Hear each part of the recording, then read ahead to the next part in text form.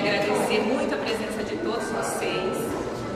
Essa semana é uma semana especial porque nós estamos numa pandemia, então isso é mais difícil, né, de promover eventos, mas eu acho que é muito importante que nós façamos aqui, porque aqui é da onde começa toda essa história, né? Principalmente tem um pouquinho antes, mas a comemoração, a importância do aleitamento materno tem que estar aqui dentro. E especial também porque talvez seja a última semana mundial que eu faça, né, a comemoração aqui na cidade de Hortolândia, porque eu me aposento agora no comecinho do ano. Então é um prazer imenso, né, ter vocês todos aqui.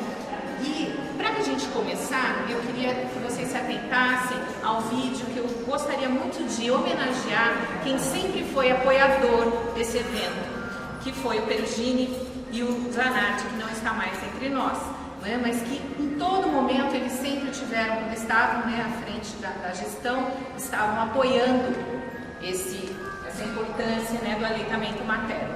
Então, na primeira foto, que é a próxima que vai aparecer, eles estavam aqui no hospital assinando uma proposta de trabalho para melhorar as condições de aleitamento materno para se caminhar para um hospital amigo da criança. Nós ainda estamos longe disso, né? Nós nos perdemos aí no meio do caminho, mas eu acho que é muito importante retomar e relembrar isso, porque isso faz a grande diferença para o mundo, né? E com isso, eu gostaria de chamar, né, a Cláudia, que é uma amiga pessoal, uma parceira de trabalho, né? A convidei para vir aqui falar para vocês. Ela é extremamente especialista nessa área, tá? É a Cláudia Maria Monteiro Sampaio. Ela é pediatra, foi coordenadora na verdade ela idealizou a construção, né, a implementação do banco de leite, o primeiro banco de leite de Campinas, né, que é o que está na maternidade.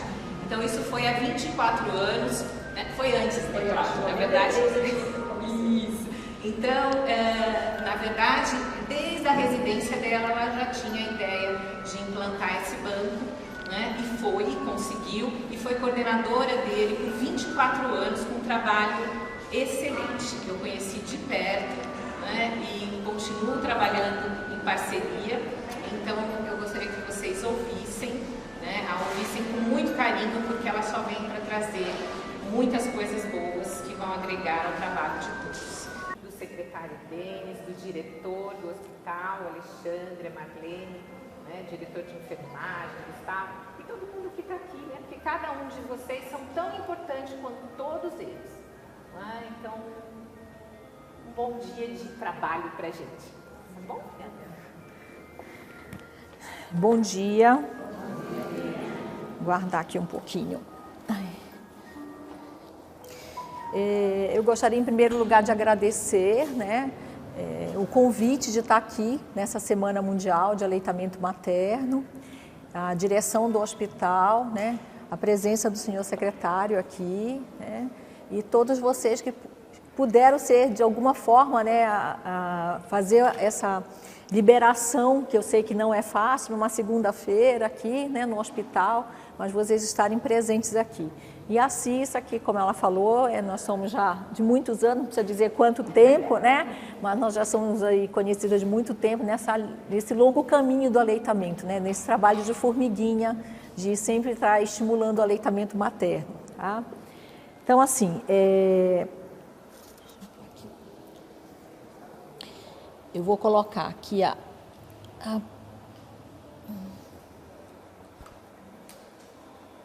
Será que travou, Cissa? Não estou vendo a setinha. Deixa eu ver aqui. Será que ele travou? Não estou vendo. Ali a setinha agora. Ó. Vamos abrir aqui embaixo. Eu não estou conseguindo ver. Ela está aqui, ó. Ele está aqui. Eu estou perdendo. Aí.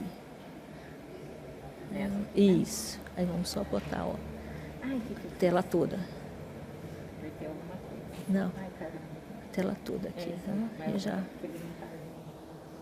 Então, assim, eu não sei se todos vocês sabem, né, o significado dessa Semana Mundial, né, de Aleitamento Materno.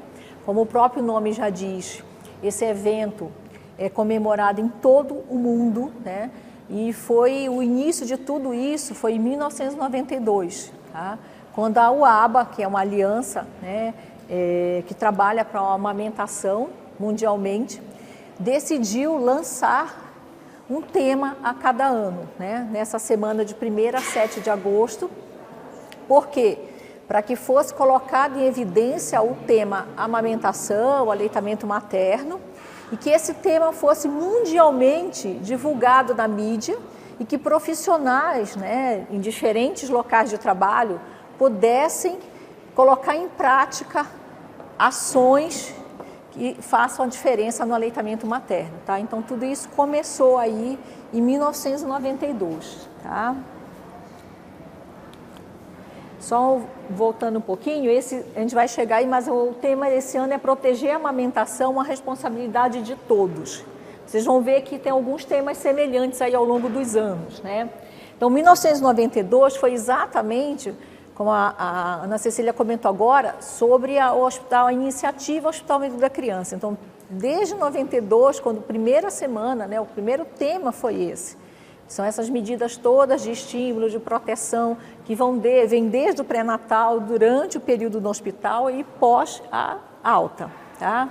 Então, exatamente foi o lançamento da iniciativa Hospital Amigo da Criança, o estímulo a isso, tá? E aí, 93, mulher trabalha em amamentação, faça o código funcionar. Quem conhece o que é NBCAL? Alguém já ouviu falar o que é NBCAL? Não? A norma brasileira para comercialização de alimentos, né? E também apetrechos, ou bicos, chupetas, mamadeiras. É interessante, né? Acho que todo profissional da saúde seria muito bom, importante, ler o que é NBCAL, né? Saber o que é uma norma, que é uma dos melhores que existem, né? Em termos dos países, o Brasil, nessa área, a gente tem muito orgulho, né, de ter normas e muitas vezes só a dificuldade é de cumpri-las, mas existem, né? Então, acho que é bem interessante se vocês tiverem a curiosidade. Depois eu vou deixar um link que vocês vão acessar o folder dessa semana, tá?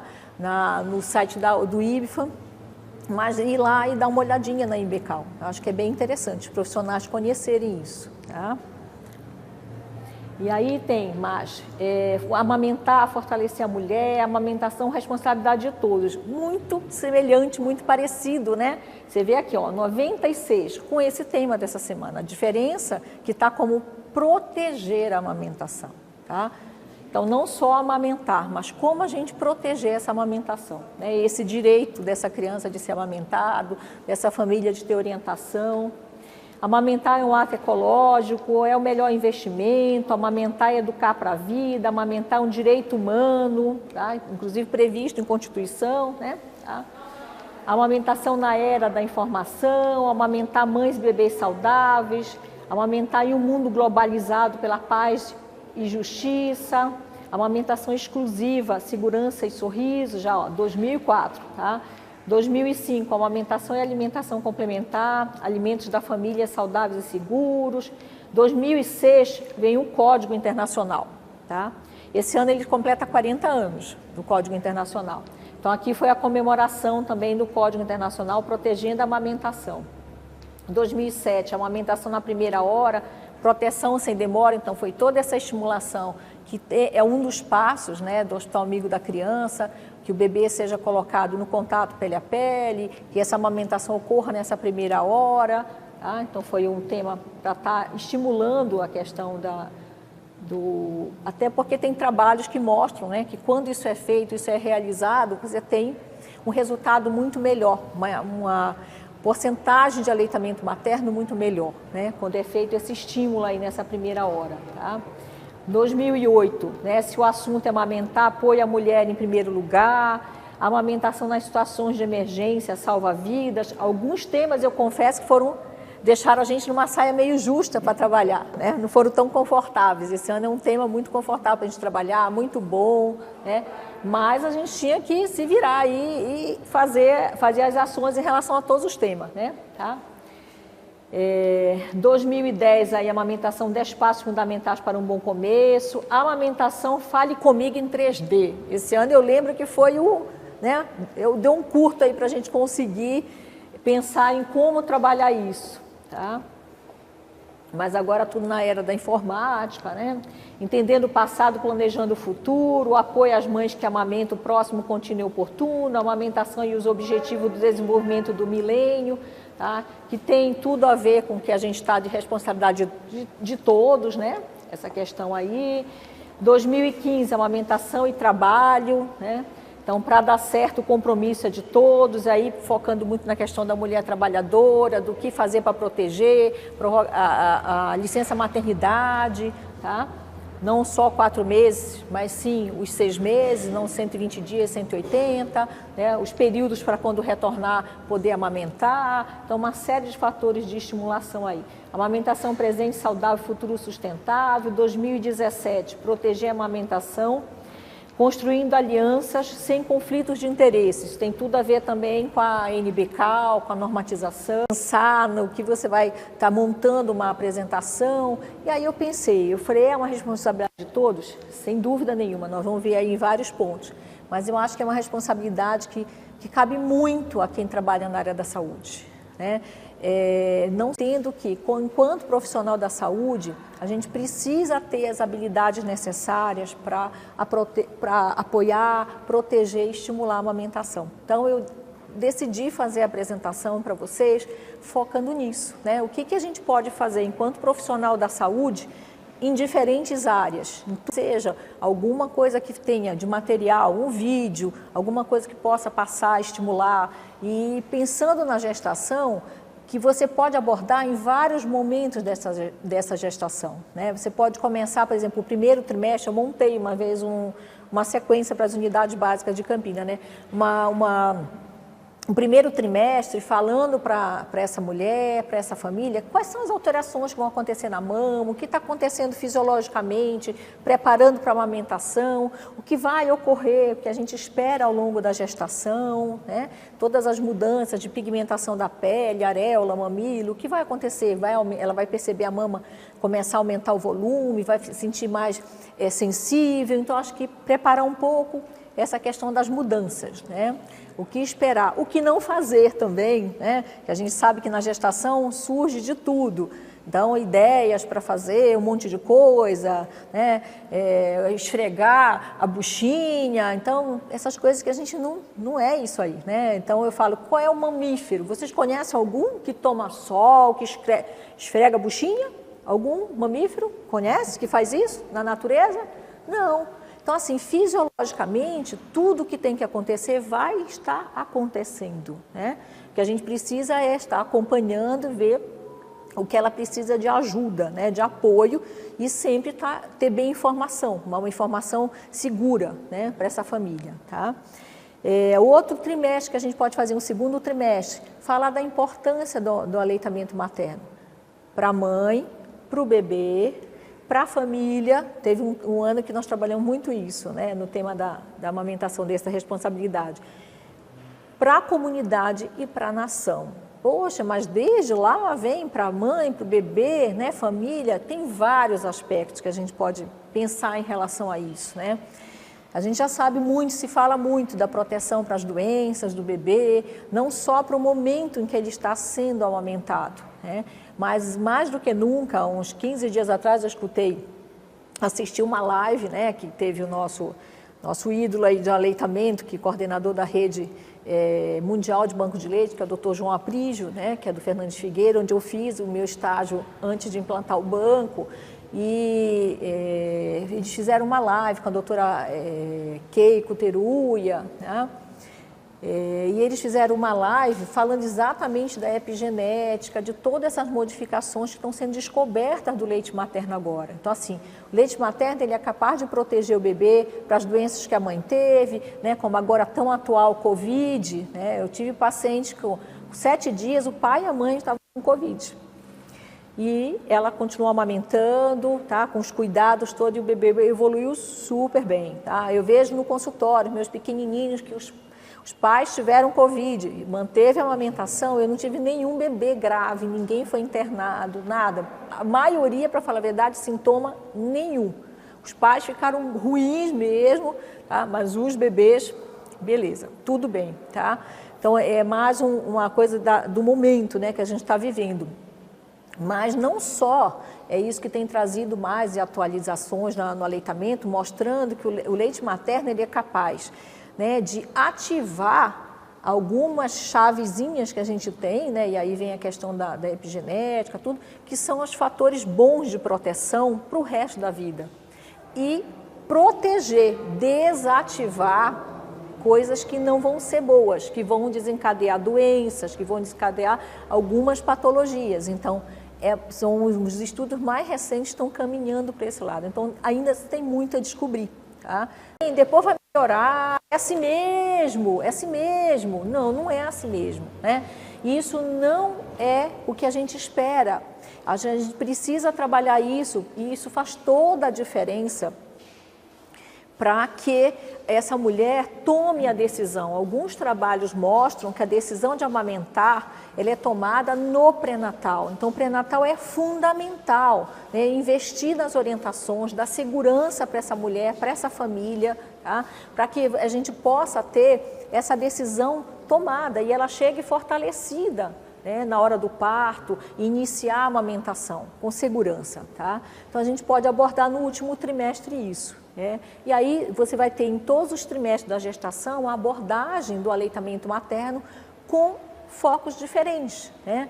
Com visões diferentes, mas que vão trazer todas com o final o objetivo que é o estímulo à amamentação. Tá? O pré-natal também com a participação, né, de toda a equipe. Né? E aí eu posso falar um pouco da minha experiência, né, que eu tive quando eu saí da coordenação do Banco de Leite, né, como eu era sempre Secretaria de Saúde, Prefeitura de Campinas, eu fui para um centro de saúde, tá?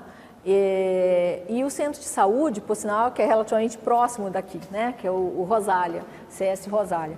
Eu fui para lá e lá eu tive a oportunidade de viver a realidade que era muito diferente do que era do hospital, da minha coordenação do banco. Eu tinha contato com as unidades, eu fazia palestra, eu conhecia as unidades com as palestras pelo banco de leite, né, os eventos, mas eu nunca tinha vivenciado de ficar dentro de uma unidade básica. E eu confesso que assim, eu precisava disso antes de me aposentar, né?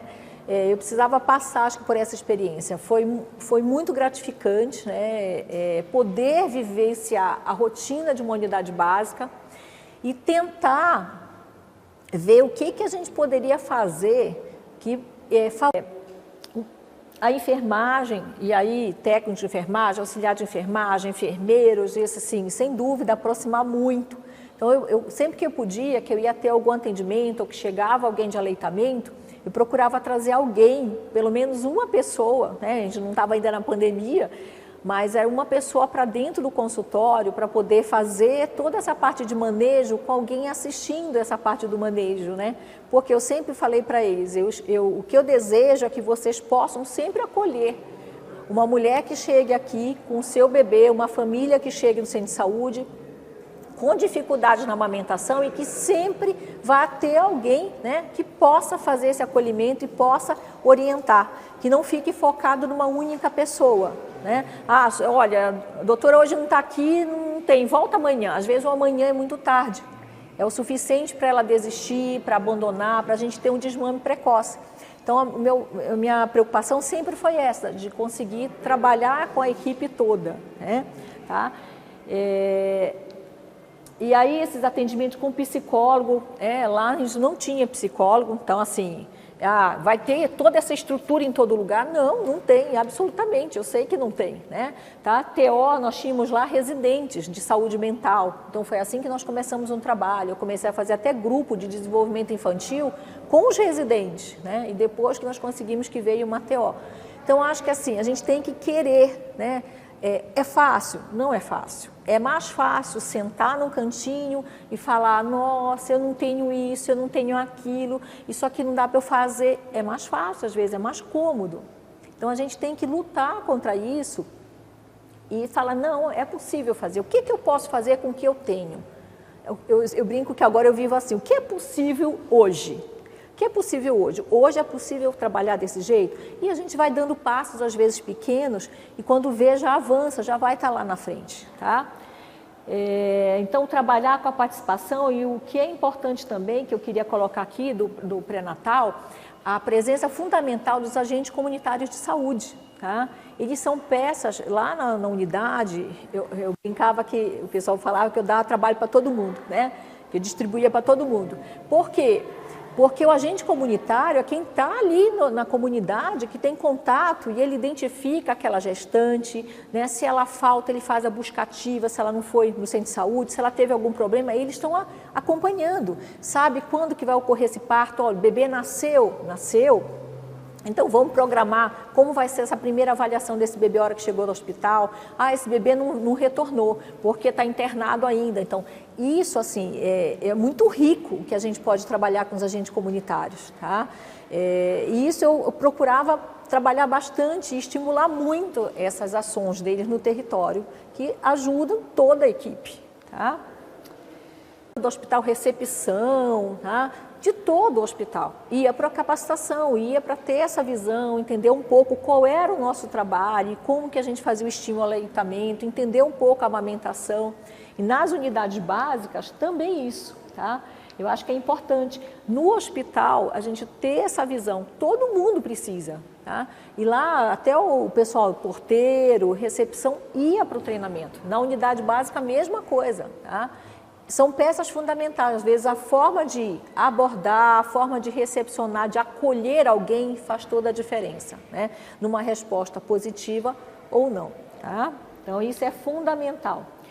As rodas de conversa com o envolvimento da comunidade, eu sei também que nesse momento está tudo muito difícil ainda com pandemia, poder fazer essa troca de experiências, mas é um momento muito rico também, tá?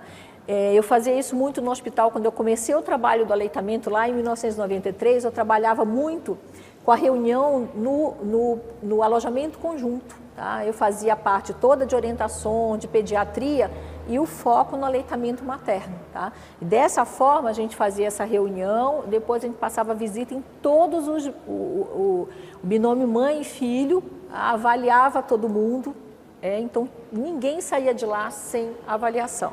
Tá?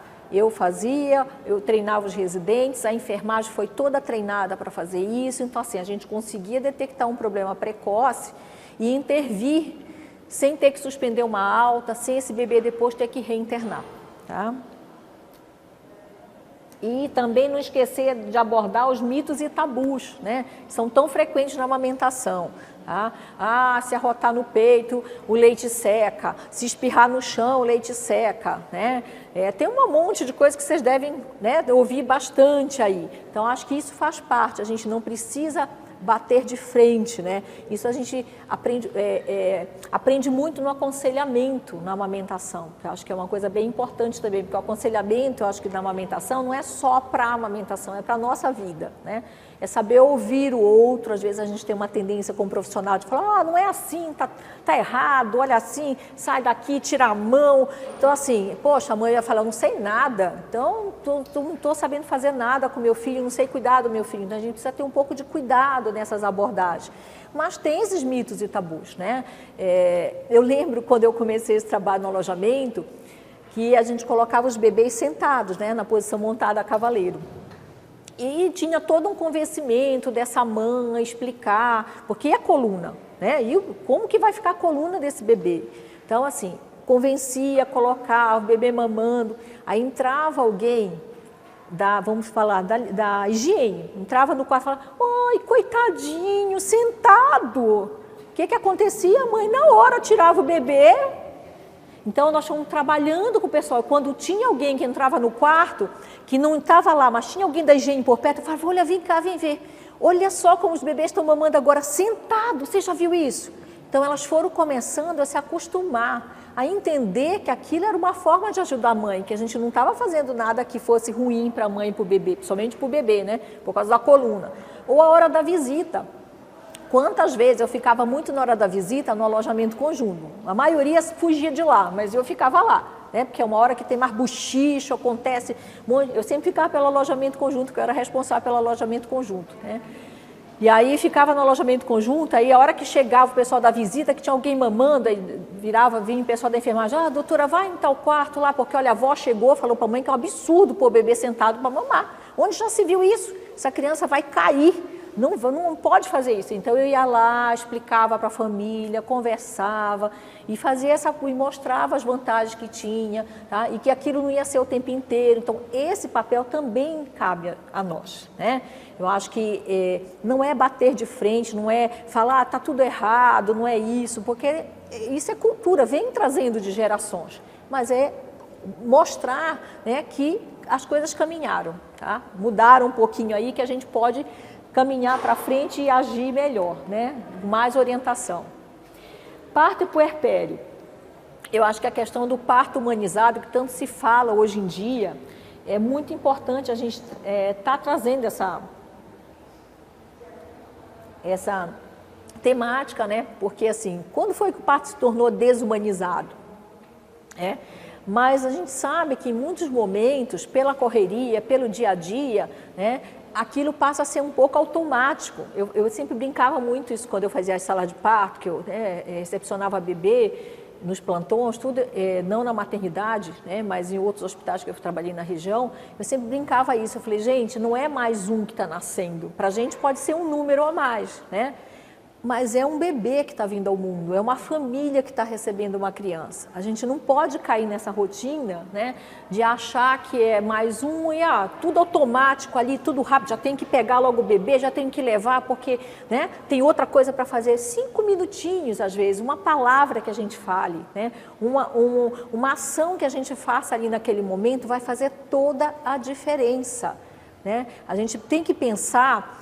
Eu acho que isso é o que mais sempre me moveu, né? Eu sempre quis trabalhar a pediatria com a prevenção, sempre foi. Por isso que eu acho que eu fui para o lado do aleitamento, banco de leite, né? Mas eu acho que a gente precisa nunca esquecer que nós temos condições e a capacidade de fazer a diferença na vida das pessoas, tá?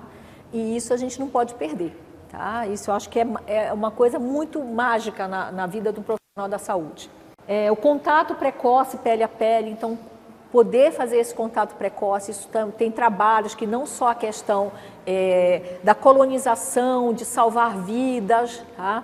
Mas faz a diferença, né? Eu mesma, quando tive a minha filha, né, mas você mais espera 9 meses para ter um bebê, você quer ver como é esse bebê, e a hora que eles nascem, sai de dentro do útero, né? Geralmente chora, sente a mudança de temperatura. O que é que vai ser mais gostosinho do que o colinho da mamãe, do que o contato pele a pele? Não existe incubadora nenhuma, nenhum paninho que vai ser colocado em cima.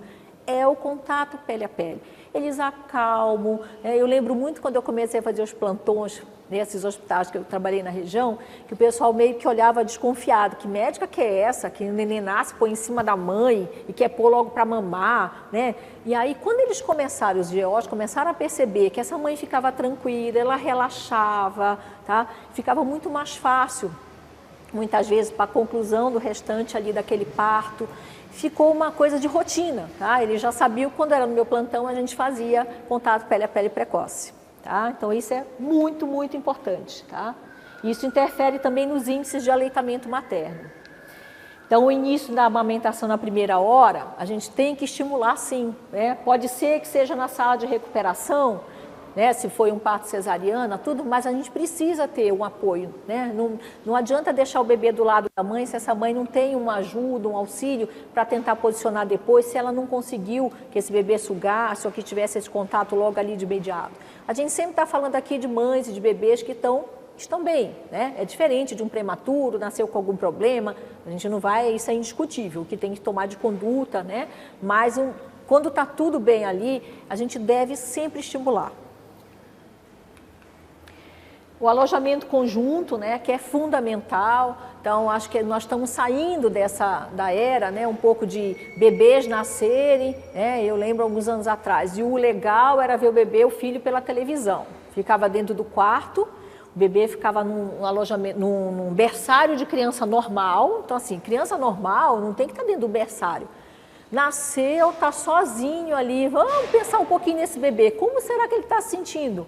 Longe da barriga, né, do útero da mãe, não tem ninguém ali ouvindo a voz familiar do pai, da mãe, né, das pessoas próximas da família, sozinho deitado no berço. E aí a família assistindo pela televisão, né? Isso uns anos atrás era o top, né? Maternidade top era ver o filho pela televisão. tá? Então, hoje em dia, a gente sabe que o alojamento conjunto também é fundamental. É aí que essa família vai ver as dificuldades, o que precisa de orientação, como cuidar do coto umbilical, se esse bebê evacuou, não evacuou, orientações de diurese, né, que é tão importante, falar dos cristais na urina, aquele pozinho, aquela manchinha na fralda que começa a ter, é normal, depois vai sumir. Já é um alerta ali, que esse bebê está com baixa ingesta. Então, vai mandar um bebê dessa forma para casa, ele tem grande risco de reinternar. Tá? Então, o alojamento conjunto, eu sempre brincava lá no hospital, não é abandono conjunto, é alojamento conjunto, né? É ter o apoio da equipe, se dividir. Eu lembro lá do hospital que eu falei, né, que no início o pessoal da higiene achava estranho, depois, sabe o que acontecia? Elas passavam nos quartos, elas vinham e falavam, doutora, tem uma mãe ali que está com dificuldade de amamentação, a senhora pode dar uma olhadinha lá se tem algum problema? Ou para mim, ou para a enfermagem, para alguém. Então, elas passaram a fazer parte do processo também, tá? Então, envolver a rede de apoio mais próxima à puérpera é importante, se tem um companheiro, se não tem um companheiro, se tem uma avó, se tem uma tia, né? Quem vai estar próximo dessa mulher?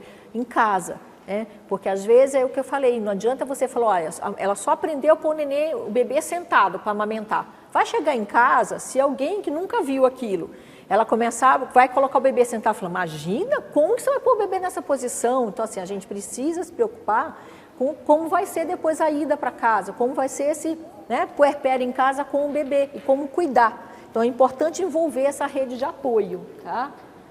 Ser rede de apoio para essas mulheres, tá? E capacitar todos, né? Isso mais uma vez aí, independente, né, da função, do cargo, todo mundo precisa estar alinhado, todo mundo precisa falar a mesma linguagem, isso é muito importante. Quantas vezes eu recebo, né, o pessoal agora no consultório que fala, tive bebê, nossa, eu não sei o que eu fazia, porque uma hora isso, a uniformização da linguagem, das orientações é fundamental. A puericultura, a primeira consulta do recém-nascido, que é o que está previsto agora pelo Ministério, até o 5º dia de vida. Por quê? Porque nesse período a gente sabe que tem um risco muito grave, às vezes até de desmame, mas não só de desmame, de risco desse bebê ser mais elevadas. Então, até o 5º dia é um período fundamental, tá? Para a gente ter essa primeira avaliação, na prevenção mesmo. E fazer a identificação e intervenção precoce dessas dificuldades, né? Ou nos fatores de risco para reinternação. Isso, o próprio agente comunitário também, à medida que nós fomos treinando, ele passava, claro, não ia examinar a mama, não ia fazer nada de manejo, mas ele tinha essa percepção de trazer para a equipe, olha, está com dificuldade, precisava ser avaliada de imediato, ou está tudo bem, tá? Então, essa ligação com todo mundo na rede, fazendo essa rede de apoio, tá? Para a mulher. E o que eu falei dos grupos, né, que a gente, de puericultura, BCG, sala de espera, o que puder ser feito, se não pode nesse momento agrupar todo mundo, passar um vídeo, alguma coisa que a gente possa aproveitar, às vezes, um momento que a pessoa está aguardando uma avaliação, uma consulta. Valorizar os pontos positivos nas consultas, né, isso a gente precisa também aprender, né, no aconselhamento acho que também é um ponto muito forte isso, né, Cecília? Da gente aprender a valorizar. Às vezes eu sei que é difícil, né? Que eu falei, eu trabalhei no centro de saúde, na rede pública, às vezes é difícil chegar para você ver um monte de coisinha que não está adequada, né?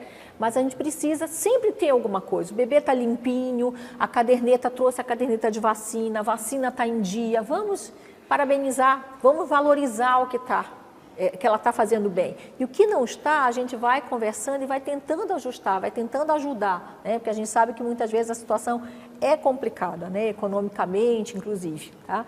Ou social, né? Que é uma grande parte aí, tá?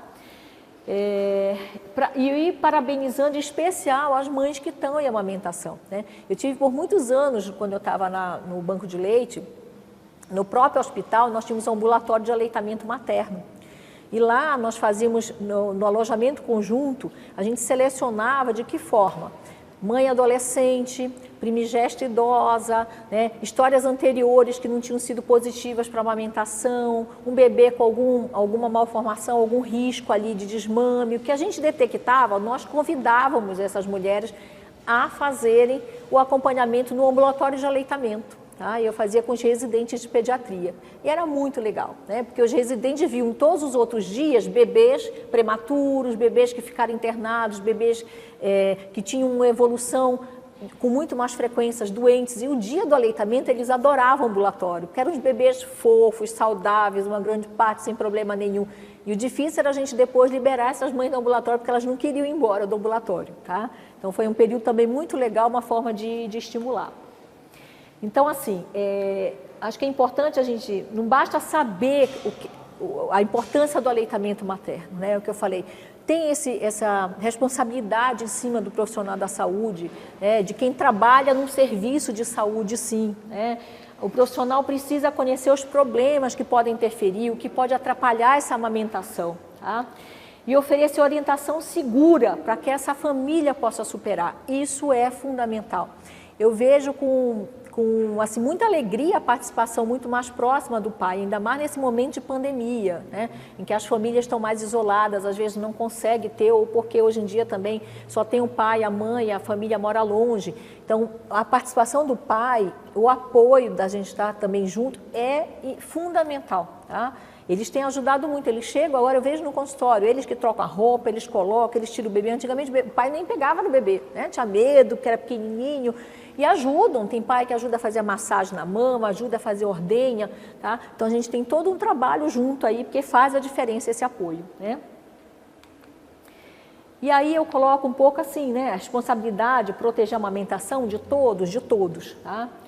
Desempenhar esse importante papel como cidadão, né, na sociedade de um modo geral. Então, na educação, seja em que área for, mesmo que a gente não trabalhe na saúde, vai aparecer alguém na família, né, com dificuldade de amamentação, com dúvida, aparece alguém de amigos, próximo, vizinho. Então, sempre vai ter alguém ali cercando. E se a gente tiver uma palavra, né, de acolhimento, né, de empatia, que eu acho que está sendo tão falado nesse momento, que está precisando tanto, né, eu acho que faz toda a diferença para proteger, estimular e apoiar o aleitamento materno, tá? Em todos os momentos possíveis. Então, eu coloquei aqui, ó, do IBFAM Brasil, tá? Esse link, vocês entrando direto, vocês vão estar tendo acesso a esse folder, que vai estar mostrando em todos os níveis como é uma responsabilidade de todos, tá? A nível de gestão, né, toda essa visão, eu acho que é fundamental ter essa ampliação, né, do olhar para o aleitamento e investir, com certeza, o secretário, né, na saúde, porque isso é investir na saúde. Se você investe no aleitamento, você investe na criança saudável, você investe no adulto saudável. A gente vai ver isso ao longo de gerações, tá? Então, faz toda a diferença, tá? Era isso que eu queria, então, passar para vocês, tá? Assim, uma forma mais rápida, mas eu espero ter conseguido trazer a mensagem que eu me propus, tá? E fico à disposição se vocês quiserem perguntar alguma coisa, tiverem alguma dúvida, gostariam de perguntar alguma coisa, fico à disposição para vocês. Está todo mundo quieto? Está com frio? Obrigada.